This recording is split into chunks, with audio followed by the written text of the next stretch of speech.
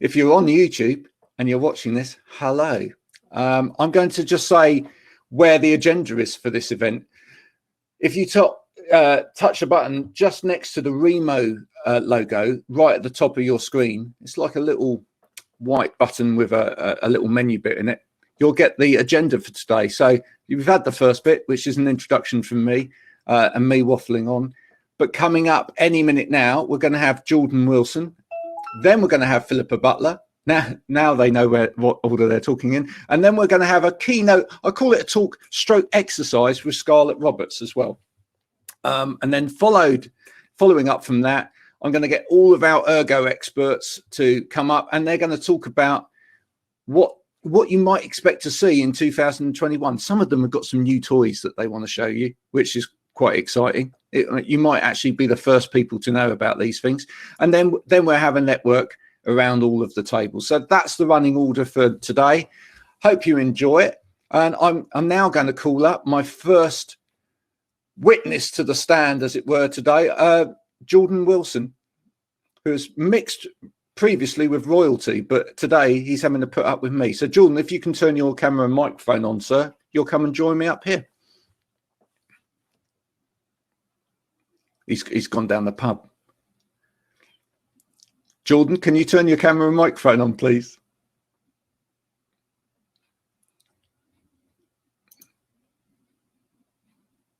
Let's see if I can pull him up.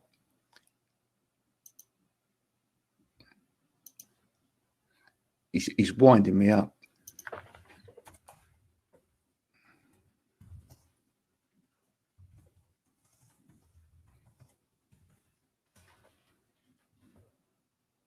Okay. Well, I was speaking to him 2 minutes ago, so I don't know where he's gone. Let's try someone else, shall we? All right. Philippa, would you like to join me, please, up on the stage?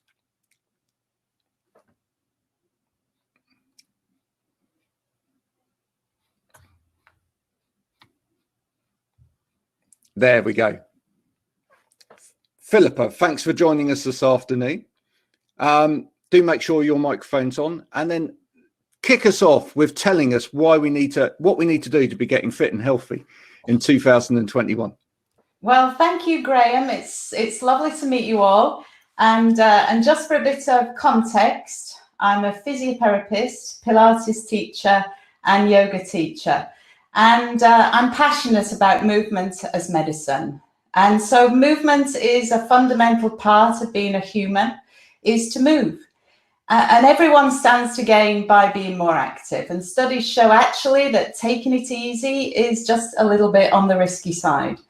Inactivity is more to blame than age when older people lose the ability to do things for themselves on their own. So you might be familiar with the benefits of exercise for your heart and lungs, but did you know that improving your fitness over time is actually linked to higher brain volumes? Yes, so bigger brains, bring it on is what I say. And age is not a barrier. So be physically active in middle life, and it's actually, you yield greater benefit than if you've done it all along, which, you know, for me, kind of goes against the grain, just very slightly. But anyway, so what is fitness? Well, think about being strong, think about being supple, think about being able to balance on one leg. Can you balance on one leg? And I came across quite a nice test, actually, of your fitness age. If you perform this online test, and Graham has the link for us all, you can work out your fitness age. And so I did it last night, and I'm giving the game away. I'm a woman of 53, and my fitness age came out at 42. So I was quite thrilled about that.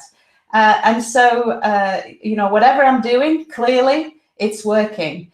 And maybe this is the time for you you've started to prick up your ears and think, this is the time for me to start to move a little bit more.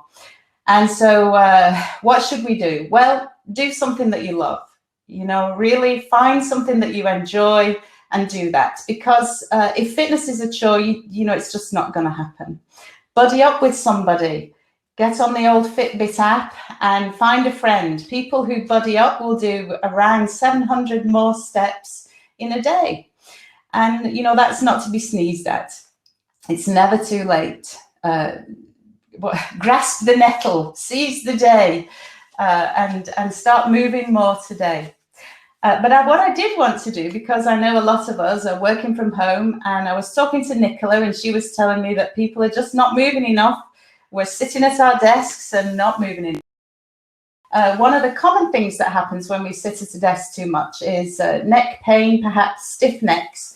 So I just wanted to do a little exercise with you and share this with you. It's something you can do sat at your desk. And so let's all, you can either be seated or come to stand. It's up to you. I'm sitting here on my yoga block. And turn the head and look over your shoulder and see what you see behind you. And try and do that without turning the body, so that we just turn the head, look over the shoulder, and then come back to the center. And just kind of make a mental note of how that felt, how far you got, what could you see round the side? Yes, what could you see behind you? I could just about see those flowers out of the corner of my eye. And so now we're going to do a technique, patting. Yes, remember, trust me, I'm a physio. I know what I'm doing. And I'm just patting the arm like you would a nice, friendly dog. Because you're doing it to yourself, there's little danger that you might hurt yourself. So let's just pat all the way to the hand. Give yourself a clap. Good job. You turned up today. That's all that matters. And all around the back, onto the chest, around the shoulder blade a bit if you can. And then squeeze the muscles. So I'm giving myself a little massage into those muscles. And then the upper arm. Squeezing the upper arm, down into the forearm, and all the way to the hand. Give it a squeeze. Yes. And so you could take this opportunity to stand up out of your chair and just take a bottom break as you do this, if you wish it. Reach and brush yourself all the way off the ends of your fingertips. Perfect. And then just come to sit. And you might already notice this side feels a lot different to the other side. So we'll have to do it on the other side. Pat to begin. Give yourself a round of applause. Excellent work. And pat it down the arm, the back of the arm, the front of the arm, all the way to the forearm. Give yourselves a clap. And so this is something that I do sometimes in the warm-ups in my sessions, just because we come from a busy day with a stiff, tight neck. Now let's squeeze those muscles, squeeze, and onto the arm, down all the way to the forearm. And you could take longer with this. This could be one of your 5-minute movement snacks, yeah, through the day, because no dose is too small. And then brushing the arm all the way off the fingertips. Brush, brush, brush. Good. And then back to the point of the exercise, which was to see now if when we turn the head, oh my gosh, I feel like an owl. I don't know about you. And turn the other way. Oh yeah. So that's made a big difference to how my muscles feel. Basically, I'm just bombarding the nervous system with messages, and that encourages it to just chill out and relax and move more. So it's never too late. Being active in your middle life, like I said, it yields even more rewards than it does for young people. Dang it. But movement is essential to human survival. So make it a part of your life, make it a part of every day. And you know where to come if you need help with that. Thanks, Graham. Do you know what? I don't know if there are any questions. Oh, here we go. Questions. Thank you very much. Has anyone got any questions for Philippa? Any questions? Please put them in the chat or in the Q&A and I will ask them. Amazing. Thank you. Somebody said. Welcome. There you go.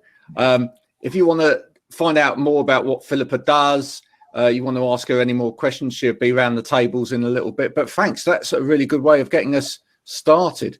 Yeah. We'll have to change that. Thanks, Philippa. I feel wrinkles smoothed out now.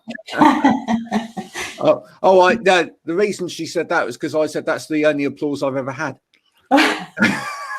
Giving myself the applause. There we go. That was great. Any tips for stiff shoulders in particular from one person? Well, yeah, stiff shoulders. If with age we lose this ability to kind of reach behind us, don't we? This is another test that we can do. Can you reach behind you? Stiff shoulders. Guess what? The antidote to that is moving. I like these, shoulder circles. This one across the chest. The thing, of course, is that when we give out physiotherapy advice, we're supposed to have assessed you as an individual. So please don't do anything that your body doesn't enjoy. But I quite like this this particular move. Moving your body away from your shoulders, actually. I'm using my body weight to facilitate that movement, and thus I've eliminated gravity. So, if we're thinking against gravity, it's always going to be harder. So move the body away from the arm and take a break, regular. If you've stuck to a mouse for long periods, take a break from your mouse, walk away, step away. Absolutely. It's one of the things that we found far too frequently when we've talked to people in any of my live broadcasts, or when I've been involved with doing workplace assessments over this period, is that some people are just not moving at all. Any tips for a bad back? Yeah, don't lift heavy weights. We're getting down into the nitty gritty. Yeah, the worst thing you can do for a bad back is prolonged sitting. So the thing to do is avoid prolonged sitting. Absolutely. And the other thing is with bad backs is don't have children, because you end up lifting them incorrectly. Oh, yeah. Carrying them on one hip, that's horrible for backs. Yeah. As well. So whatever it is, make sure that you assess how you're going to lift anything before you lift it. But unfortunately, when you've had 5 children, you're going to end up with a bad back anyway. So there we go. All you can do is exercise, keep moving, and hopefully do damage limitation. Thank you very much, Philippa. Philippa, if you'd like to turn your camera and microphone off, thank you. Do talk to Philippa around the tables in a minute. I'm going to go over because Jordan's trying to sort out his camera and mic at the moment, etc. Lovely little caption screen you had there, Philippa. We're going to go over to Scarlett now. Now, if you thought that was exercise, wait until you meet Scarlett. Scarlett, do come and join me, please. Hello, Scarlett Roberts. How are you? There we are. I think we can hear you. I can hear you. Okay, good. Hi, everyone. You're now going to get us our hearts really going, aren't you? Well, I was gonna go down the desk-based stuff as well, but Philip has gone really nicely through your neck and shoulder area. So I'm gonna go down to, because I'm looking at the comments here and I can see bad back, core strength. So you know what? I'll take you down that road because that seems like that's where the demand is. Cool. Now, can you just give us a little introduction to who you are and where you come from, and a nice physio ball as well? I'm sat on my Swiss. If you see me jumping up and down like a child lunatic, it's because I'm on a Swiss ball. And that's your first tip: is don't sit on one of those $5 grand. No, I can't say that because of the sponsors. Sit on a Swiss ball is the best thing to do for your core. I'm Scarlett. I'm an ex-ballet dancer, English National Ballet, and now I'm a clinical Pilates teacher. So not a physio like Philippa. I'm just much more the movement only side. But I do a lot of work with patient referral. I bridge the gap between medicine and back to real life usually. And I like to work with people on a very functional level. So you won't catch me telling you to eat rice cakes and drink green tea and go for a nice trot in the morning. I look at where you're at. So I'm thinking you guys are all sat at desks stuck at home right now. And today I'll work with you based on that environment. I'm not going to suggest making a home gym and learning how to do an entire yoga class, because I don't think that's practical. I think we need to, in terms of prescriptive exercise, use what we have around us. Cool. Well, I'm going to leave you to. I'll join in, I promise, but I'll leave you to. Yeah, absolutely. All right, so guys, I'm going to take you through the most common thing I think that we get is low back pain. Now this is generally, Philip was completely right, get up, stand up, move around. But there's also times when that's not possible because let's face it, you are being paid to do a job. And also if you're getting chronic low back pain, you know, getting up and moving around resolves temporarily. But if we look at what's causing the tightness or, you know, the discomfort in the first place, is almost certainly tightness through your hip complex here. So the first thing I'm going to teach you is to stretch your glutes whilst you're in a seated position, okay? Now, anybody that might have any knee problems or knee injuries, be careful with this if you're joining in right now.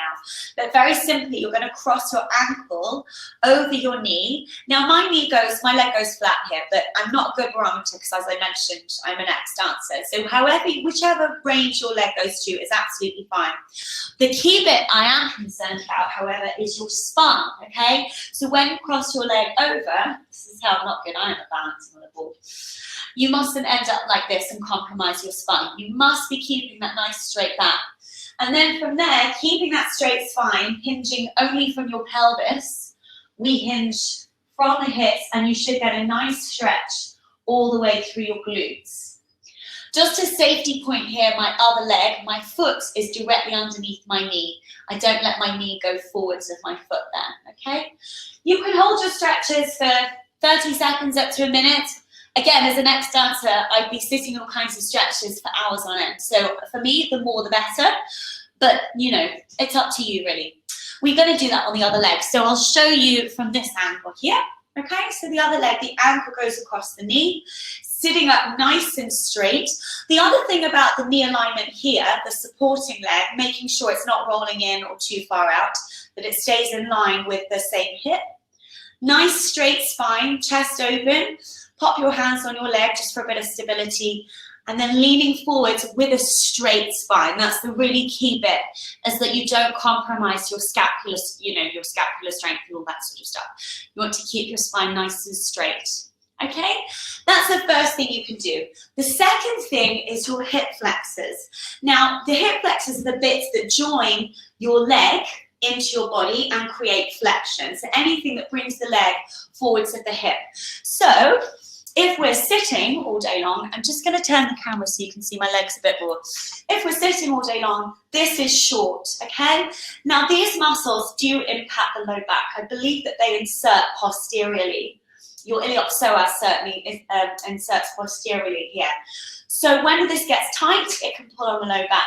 Now, when you're sitting, I would do this in a chair, not on a Swiss ball. If we sit with just our right buttock on the chair, towards the edge of the chair, and then the left leg, we're just going to slide it back and straighten the knee. You put your hands here, and because you've got the chair supporting you, this isn't contraindicated. It's very safe to do. You're not going to fall on the floor unless you're really, really uncoordinated. And the key things here is to get your quadriceps active so your knee is straight. I have the ball of my foot on the floor. I'm not sure if you can see the camera. And again, you can do that on the other side. So I'm just going to do it by changing sides here. So we straighten out the back leg with the ball of the foot on the floor, making sure one buttock is still on the chair, so you're nice and supported. It's not too strenuous on your joints. And again, you can hold that for as long as you like. For anyone who's more mobile through here, you can take the same arm as leg up into the air and take a little side bend, and that gets you on your side a little bit as well. Okay, so those are two really great exercises for your low back. And then I'm just going to throw in one, because somebody said about shoulders or stiffness through the shoulders. Now, this is a TheraBand. Now, I'm sure anybody that's ever seen a physio has been given one of these. I'm sure Philippa gives them out all the time. If you don't have one, I can give Graham a link for you to get a TheraBand. They're very, very easy. And for this, you just take the band between your thumb and your forefinger with the band behind your head, upturn your palms, and then on an out breath, just allow the arms to move slightly behind you. The band will pull them in that direction. And you can hold that, take a couple of deep breaths, and then come back again. That's a really good one because for me, when you're sitting a lot, the pectoral muscles getting tight is actually what creates a lot of the problems up here. Because when your pectorals get tight, it pulls your scapula forwards. And when that happens, that's when your upper trapezius get tight. So actually, this is inhibiting any of this from releasing. So if you can get that stretched out, then that's great. I just seen Graham say, mousetrap or give one out. Okay, so I think that's one of the sponsors. So there you go. So I think if we can go to any questions, and I can give you as much info as you possibly need to help you stay nice and pain-free while you're all at home. Let's have a look. Takes lots of breaks. Graham, are you coming back, or do I have to go through these questions myself? Oh, there you are. No, I'm coming back. Don't worry. I think people, these are more comments that people are making. Has anyone got any more questions for Scarlett? Did those exercises make sense? Like your butts, your hip flexors. So this is all stuff that you can do whilst you're still sitting down. Yeah, I'll address one of the things that was talked about, which is physio balls and sitting on them. It's absolutely fine. It's absolutely fine. Yeah, I mean, absolutely, a physio ball is great in terms of encouraging people to use their core and actually get themselves moving. One of the things about sitting at a chair, which may change as more and more people work from home, is that actually that we have something called DSE regulations in this country. So we have display screen equipment regulations, and within that there are some guidances in terms of what is a necessary adjustment in terms of a chair for computer operator work. A physio ball doesn't fit into that, because from a perspective of support, because it doesn't have a 5-star base, it doesn't have height adjustment, it doesn't have a back rate to it. It's like boxes, 1 star. I get that, I do. Well, it's more to do with the health and safety of it. If you imagine if people sat on if you had a row of people sat on physio balls within an office, and someone just came along and went like that, they'd all end up on their coccyx. So never thought about it that way. Yeah, absolutely. And as Nicola's just said, it's quite tricky to hold your core for 8 hours at a time. A lot of people just don't have the core strength in order to. In that case, then, I will give you, for anybody that does have a Swiss ball, because I did see somebody earlier say core strength in big letters. Yep. We hear this word core strength all the time, and I think people get scared. They go core strength and go, oh shit, because we all think we've got terrible core strength. And I'm not going to lie, most of you probably do, because we are an increasingly sedentary people, right? You get people all the time, like pre and postnatal stuff when it comes to teaching Pilates. And, I always say, do you think in the developing world, these women get taught, postnatal, how to get their pelvic floor back together, after they've given birth? No, because they're using their pelvic floor and their core all day, every day, because they're on the land, because they're working. They're not sat, in their desks, with not moving. But in the event that you do want to try and get your core working whilst you're sitting down, again, this would require a ball, so you'd probably have to do it not at your desk. But most people have a Swiss ball. It's very simple, just balancing with one leg. When you remove half the surface area that you're balancing on, your stabilizing muscles have to work to keep you still. And if you're able to raise one leg, you can straighten it, you can bend it, you can move it around. Anything that challenges, the stability of this area here. So obviously when you've got 2 feet down, it's much easier to relax. With one leg, you have to, it's the stabilizing movements that you're looking for. And the same thing I tell people when you're brushing your teeth, do it standing on one leg, unless you're half asleep. Make sure you're awake. Yeah, no, absolutely. The other thing is just bringing it back to the chairs again. There are some chairs that do have core movement as well built into them. So there are operator chairs with core movement built into them. I did some demonstrations on these because I'm too old now. Like I've been around since we were and also it's the dancer thing. We're just taught the less you have, the harder you have to work. This is exactly what this whole event's about. It's about bringing some expertise from over here, meeting some expertise over here, so that everybody's got, a more complete knowledge base of exactly what's going on in the world. Because quite often, people that are trained in terms of ergonomic products and maybe adjustments in that area, don't necessarily have the sort of physio background always, or they don't have the exercise background. So it's good for them to learn on that side, and it's good for you to learn from the other side as well about what types of new products are available that can encourage movement. I ask this a lot from my clients and the corporate clients, and I just go, no, you'll be fine. As long as you're strong, you'll be fine. So there's lots of things out there. Thank you very much. Again, Scarlett's going to be around the table. Do talk to her about the sort of corporate work that she does. Have conversations with her about the sort of things that you're doing, and make a new connection there. Now, I'm not sure whether Jordan's ready or not. I can hear and see everything, but it won't let me move. Okay, let's see if Jordan can join us. Jordan, can you turn your camera and microphone on and see whether that works?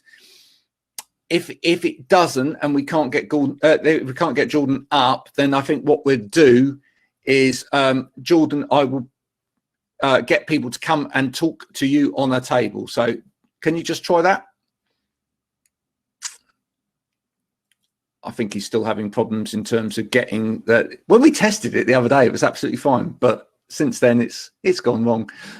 So we do want people to hear from Jordan.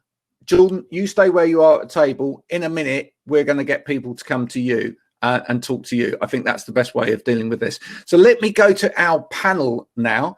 So if the panel can join me, so that's anyone from the different sponsors. If you can put your cameras and microphones on. Hello, Nicola. We've got Stephen, got Patrick, Mark. Any more for any more? Lisa, Nicola. There we go. It's getting busy up here. All right. So what we're going to do now is to make room for other people to see other people. I think once we've spoken, if you can turn your camera and mic off, and then the other people, it's only going to let 6 of us on at a time. So the other sponsors come in a minute. If we take it in turns, can you give us a quick synopsis of either any new products that you've got that you can mention coming up in 2021, or just your predictions for what we might see happen in 2021 in terms of ergonomics and new things in the office? So maybe we start with Mark. Hi guys. I won't be as obtuse as to try and predict what's going to happen later this year. But having said that, we've had a very good experience, if that's the right word, with the lockdown situation, and we put that down to the nature of our business. Unlike most other office furniture suppliers, for us to, I'm talking about the home workers now, by the way, for us to visit someone in their home is nothing new.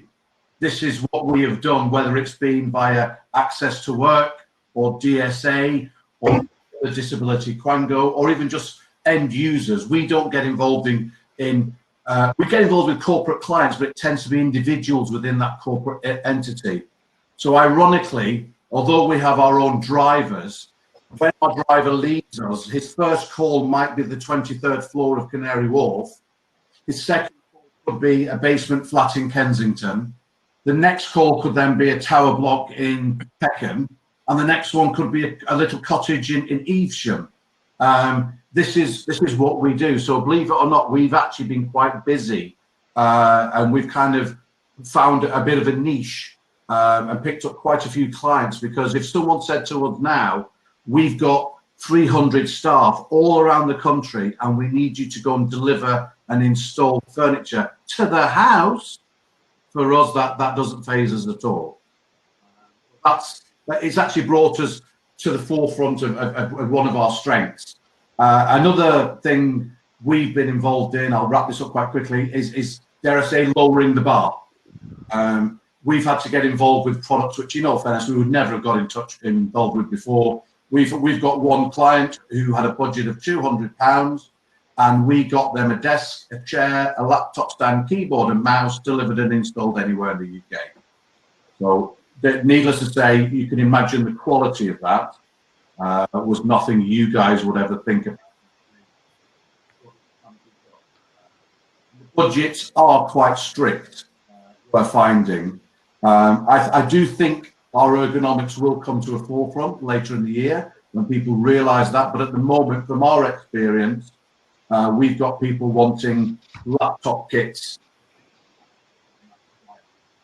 Yeah, we're losing a bit of sound. So I think that the takeaway story there for me, Mark, is that there may be some traditional sort of furniture fit out people that would have struggled a little bit more because actually they're not used to the logistics of actually delivering to individual users.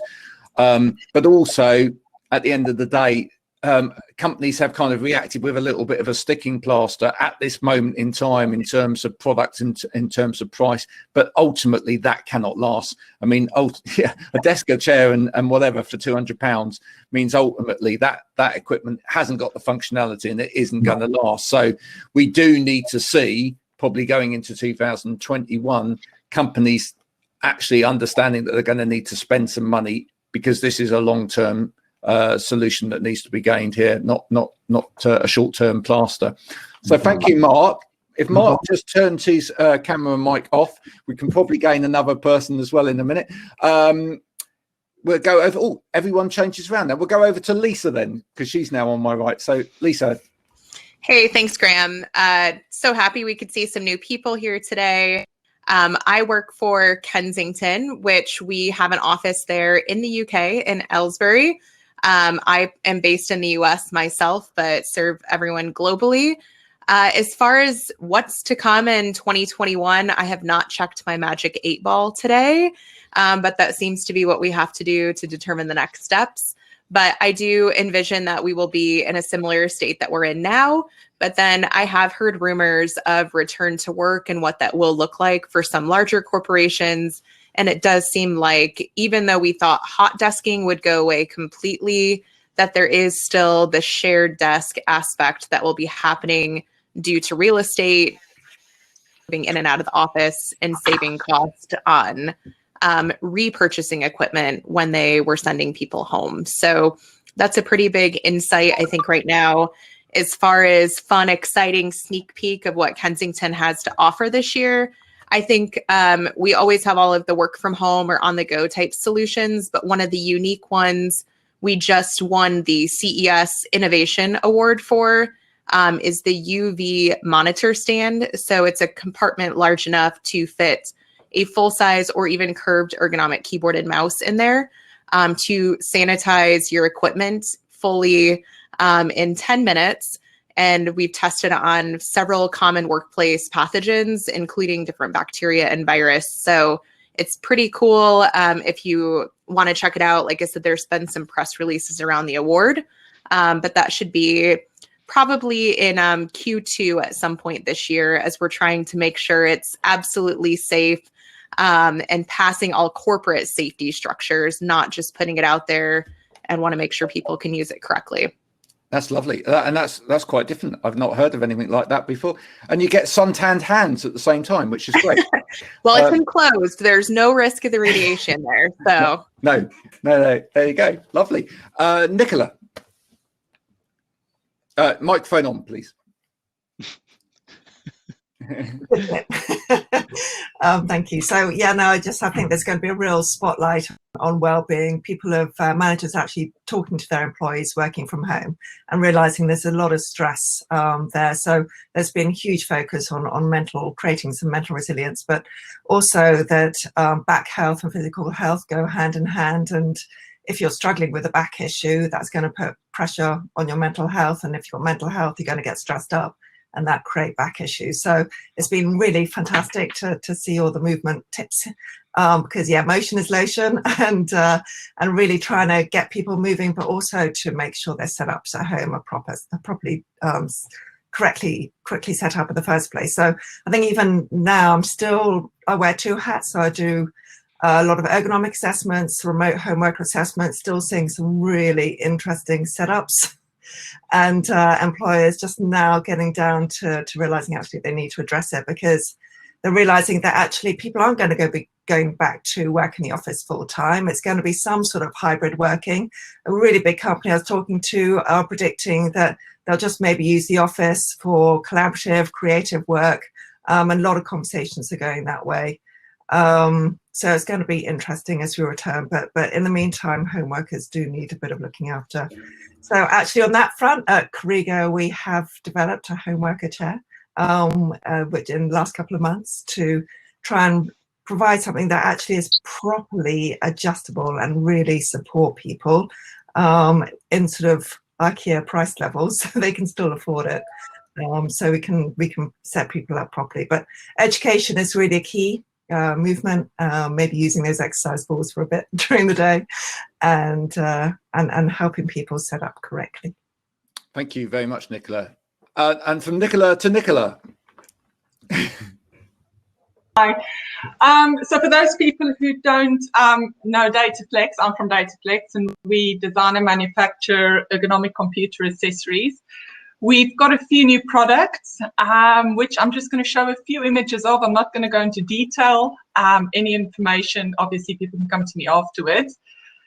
So I'm just quickly sharing my screen. And I hope everyone can see that. So we have just launched a new cable, some new cable guides. Very excited about this product. It's made up of 100% recycled polypropylene. And as you can see there, you can actually choose your color. So we have the standard black, white, and silver. But you can now, if there's some logo, some branding color you have in mind, you can actually request that. We've also launched a new monitor arm range. So it's called the View Prime. It's single and dual monitors in black and white. Just a couple of images on that. And then not quite a new product, but new colors. So I'm thinking of Graham's comment yesterday. Yes, we have got a new color of an old product. Some dual ViewMate monitor arms in black now. Some single arms will be following later in the year. And I will end on the bento. It's not a new product, but this is our staff for COVID and great for home working. Thank you. Thank you very much. I'm pleased to see that Jordan's here. That's great. You stay there now. Just stay there, because we'll come to you in a minute, which is great. So who should we pick next? Patrick, let's go to you, sir. Hi all, nice to see some familiar faces and some newcomers as well. So I work for Contour Design in the UK. We're very famous for this device, of which the Roller Mouse Red is our flagship product. This is a device that is gripless, so you don't have to hang on to it. Use it with one or both. So it enables load sharing, and being centered, placed in front of your keyboard, it allows or prevents reaching, stretching, and or twisting of the torso. So the best all-round mouse in our range that's available.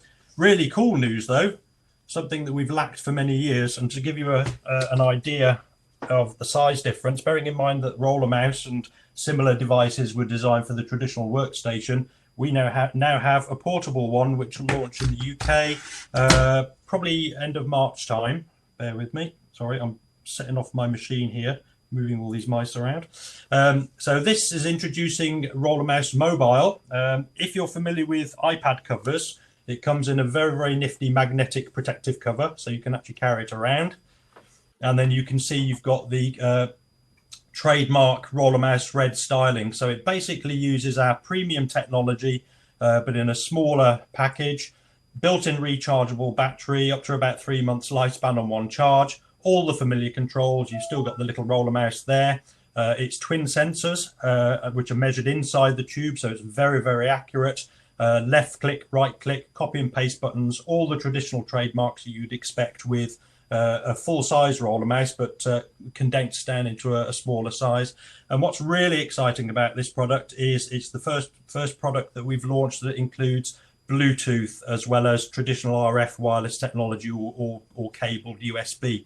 That's really exciting because it very much fits in with the traveler ethos. Lots of people are using laptops, which of course are often Bluetooth enabled, but even people that are working on Android or iPad tablets can actually now take advantage of roller mouse technology. Great little device. We're very excited about it. It'll retail for $199, including VAT in the UK. think it's a little bit cheaper in the US. I think they've gone for $179. So it's actually making it an incredibly affordable device compared to some of the other roller mouses in the range. I honestly think that even if you're not a mobile worker, this will become a firm favorite with our customers. So that's just introducing Roller Mouse Mobile. Thank you very much, Patrick. See, you managed to do that all in 5 minutes. And Stephen Howe. Hello. Hi, thanks, Graham. My erstwhile co-presenter at the moment on, Yes. on a midday for Wow Ergonomics. So what about you, sir? Yes, hi, Graham. Thank you for that. Stephen Howe back at Elkhausen. So we are known for our hardware solutions, ergonomic hardware solutions. Obviously, home working is particularly popular at the moment. But just something I'd like to sort of shout out is about our software solution. So we make software called Work and Move, which ties in very nicely with what Scarlett and Philippa were talking about before. So it very much focuses around making sure with all the remote and home workers we've got, that people are actually moving, taking breaks, introducing that necessary movement into their working day. So it's something that's been very, very popular in the Netherlands and Europe. We've got almost 1 million people using it in the Netherlands, but we are starting to see a lot of interest in it in the UK. If I could, Graham, just very quickly share my screen. Yep. And I just want to show everyone what it would look like. So can you see that, Graham? Yes, can see Great. that. So this is just a bit of a dashboard. So this is provided to every user who signs up to Work and Move, and it gives us some great feedback about how they're working. So it talks about how active are they on the computer, how many keystrokes per day, how many mouse clicks per day, what's their typing accuracy. So it's great for giving feedback as to how people are performing, but also it will prompt them and give them reminders called pit stops or rituals throughout the day that they should keep on moving, taking those necessary breaks. So it's very much a health and well-being piece of software that we've got a lot of interest in the UK. We're making a number of developments over the next 3 to 4 months that we're going to release to the marketplace. But it's just something a little bit different away from the hardware that is getting a lot of interest, as I say, from corporate organizations who want to make sure they're really supporting their home workers and their movement. So yeah, just want to tell you a little bit more about Work and Move. And yeah, as I say, if anyone wants to talk about it later, find out a bit more, we do offer a free trial license for 1 month. So if anyone wants to try it, they are more than welcome to do that. That's fantastic. Thank you very much, Stephen. So, thanks, Graham. Stephen, if you turn your camera and mic off, I'm pleased that we finally got you here, Jordan. It has been a nightmare, honestly. My for some reason, into me on my browser, it was saying that I wasn't allowing the camera and microphone, but it said allow. So then I tried Firefox, Chrome, Edge, everything. It just wasn't working. Well, you've just proved that, you know, resilience is key in life. There you go. You know, so there you go. So for anyone that hasn't ever met you before, just tell us a little bit about who you are, and then give us a message about. We've heard a lot of people talking about physical fitness, which obviously is great, but obviously a lot of people over this whole period as well have been suffering with their mental health. So just give us a message about, you know, why we should be bothering to look after our mental health as well. All right. Yeah, no problem. So my name's Jordan Wilson, and I am director of a company called the JDN Innovations Group. And I have recently just brought out my new brand, Stigma Clothing. What is Stigma Clothing? Well, Stigma Clothing is a brand that's based on, and I know I'm back to front because we're on selfie mode, I might add. So you won't be able to read me right now. But Stigma Clothing is a brand that raises awareness behind stigma that still exists today. With regards to mental health or race, gender or sexual orientation. We live in a world now where this is just not acceptable to hold stigma behind those kind of topics anymore. And it's something that, you know, I am passionate about, and anybody who wants to challenge me on that, it's something I am passionate about, and I'll stick up for my beliefs on that regardless. My story, my background story, I'm just a working class lad. I come from Preston in Lancashire, and I grew up in a bit of problematic childhood in a bit of a deprived area. And by the age of 13, I was suffering severely with mental health issues. few other things, like my mum was an alcoholic, and I grew up in a very difficult childhood, you know. I left school with my GCSE spelt fudge, and I didn't know what to do with myself. I left school, didn't know what to do with myself, and I got out there and I just wanted to work. I didn't know what I wanted to do. I just wanted to do anything that would make me money at that time. That's what I did. So I could round you off my list of jobs right now, but I don't think we've got enough time, because I reckon that I hold the world record for the number of jobs for an under 30-year-old, and I challenge anyone again. But in all seriousness, it came to a head when I was about 21, and a lot of my childhood traumas came back to me, and before I knew it, I was wiped out. I was just in the middle of depression. I couldn't leave my bed. I couldn't get up. I couldn't go walking. I couldn't go and do my job. I lost my job. I just hated myself. Every time I looked in the mirror, I hated myself. I couldn't stand that person in the mirror. I used to stand up and I almost used to square up to myself in the mirror because I hated myself that much. I wanted to see the person that I was. And it was just a crazy time for me, where the anger and the hate took over, and I just didn't know what to do with myself. And then that went on for a very, very long time, you know, and there was numerous times of suicidal thoughts, and how I wanted to end my life, and how everybody hated me and nobody wanted to help me, and a lot of self-destruct emotions going on inside of me.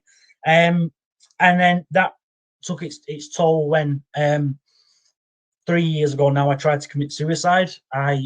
Trigger warning for anybody, by the way. I tried to use a ligature from a loft hatch, and I passed out and I woke up in hospital, my brother next to my bed. Still don't know what happened to this day, but somebody gave me a second chance, whatever it is you believe in. And that is now, from that day onwards, I got home that next day and I looked at the mirror and I just said, what are you doing, Jordan? You've got to sort this out, mate. And there's only you who's going to sort this out. So I did. So I set off on a journey, a very slow journey, might I add, to try and get myself where I need to be. Not better, not ever pressuring myself to get better. But the only way that I could do that was starting to understand myself and who I am. Because if I didn't understand myself, how was anybody else going to understand me? And that was a big thing for me. So I set out this journey to start learning myself. And then around about a year and a half ago, I was progressing back on medications. In the time just before my attempt to take my own life, I actually found out I was diagnosed with bipolar disorder. And that made so much sense to me, because my whole life had just been crazy. Why was I going from one mood swing to another mood swing, and ruining myself by like no fear of money or consequences or anything that I was doing? And then the next 2 to 4 weeks, I would go into a depression. And then I'd come back to a normality, and I'd probably be at that normal stage for a long time. So it was a stage where I had to get on the right medication. I had to get to know myself, and I had to move on with life. And then I was offered an opportunity from the BBC. I saw an advert on Facebook, and it was around, it just said, do you love football? And yeah, I do love football. And then it said, are you passionate around mental health? Tell us why you are passionate about both of them. So I just typed it in, and I wrote the story about what football was for me and what mental health was for me. And then I had a phone call from the BBC saying, we've been looking for somebody who we're trying to do a documentary with, all around mental health, and document the life a little bit. Would you be interested in doing it? And I was a little bit like, I don't know, am I? Like, yeah, all right, let's give it a go. So they came and they said to me, okay, we've got someone very big on this. And I said, big? It's like, how big? Well, like, huge. So I'm like, it's not David Beckham, is it? You know? And he's like, well, no, a bit even bigger than that. I was like, even bigger than that? Like, who's bigger than David Beckham? Like, seriously, probably not, is there, you know? But then when they said, how would you feel if you ever met royalty? And I said, royalty, like as in like the Queen. And she was like, no, not quite the Queen, a little bit less down. So I was like, well, future king. And I was like, so they said to me, how would you feel about meeting Prince William? And I was like, oh, I don't know, I wouldn't know what to do myself. You know, I'm just a Lancashire lad. We're just a working class background, and I wouldn't know how to act or anything. So, cut a long story short on that, I ended up in Kensington Palace with Prince William in front of me. He walked in the room, 6'5", this stature of a man, and I was petrified. Like, in the briefing beforehand, I'm like stood there, and I'm like, all his team are there, and the royal staff, and this, that, and the other, and I'm like, can I ask you a few questions? Yeah, of course you can. Yeah, of course you can. So, like, first of all, like, how do I address him when he walks in the room? Because, like, if I just walk up to him and be like, "Hiya, mate, you're right, I'm Jordan," my mum's gonna like belt me when I get home, so I can't do that. And the other thing that was hilarious was I got up, I had my three-piece suit on. So I had my three-piece suit on, and directors said to me, "You're a bit overdressed." I said, "Overdressed? I'm going to meet future King of England here. How can I be overdressed?" So they made me down dress for Prince William, and he obviously turned up with his fleece on and his jeans on and what have you. Like you always see him, it made sense, you know. But yeah, he walked into this room, big stature of a fella, and I walked up to him and I said, "It's a pleasure to meet you, Your Royal Highness." And he said, "No, the pleasure is all mine." And I was just starstruck, you know. I was like, how can I be sat in a room? Like 3 years ago, I tried to take my own life, and now I'm sat in a room with the future king of this country. Like, advocate-wise, who could we have who is a better advocate for mental health in this country than a king? You know, and I just couldn't get my head around that at all. And I was starstruck. And basically, I sat there and we spoke very seriously around mental health. And he told me all about the projects that he was doing, and I told him a lot about myself, and we had a great discussion around it all. But ultimately, in the end, what we did was I went back to reverting to Jordan and who Jordan is. And Jordan's a very different character. He doesn't go by the normal rules of life. He isn't a very corporate person. He doesn't have all these business savvy ideas in his head and this, that, and the other. But what Jordan does have in here is just mind boggling. I don't know how I come about it. And I just come out with him, and I started having banter with him, and we just started having a crack, you know, and this, that, and the other, and we were laughing our heads off together. And he said to me, "You know what, Jordan?" He said, "You are one of the most articulate people I have ever met in my life."